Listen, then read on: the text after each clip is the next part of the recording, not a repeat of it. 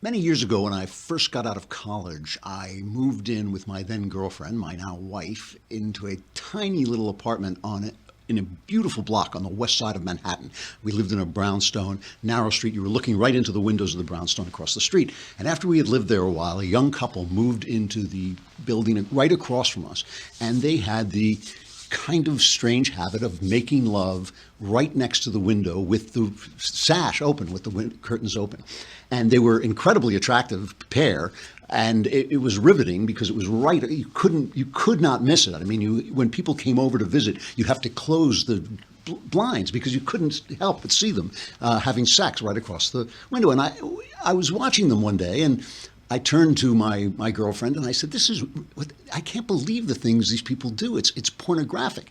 And she looked out and she said, well, they're only doing what we do. Everybody does this. We all do the same things, we do all those things.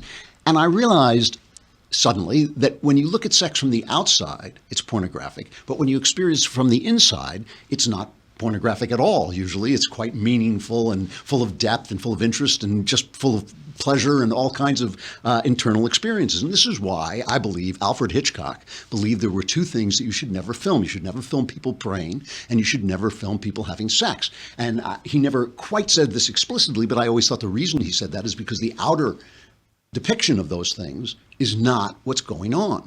Hollywood has used sex to represent love or represent commitment and represent all the kinds of things that it does in a story, but that has accustomed us to the idea that sex itself is just the actions themselves are meaningful when, of course, they're not. It's what happens internally, which is true of all the important things of life. It's really what happens inside you that is giving it meaning and purpose. And that's what makes it so hard to judge other people's sex lives. It's easy to make fun of people when they do something that's strange, like dress up in funny costumes or, do some strange, thing that doesn't turn you on. It's easy to judge them, but you do not know what's going on. And that is why it is always a very good argument to tell people not to judge others in their personal lives. None of us really wants to look through the window into somebody else's personal life.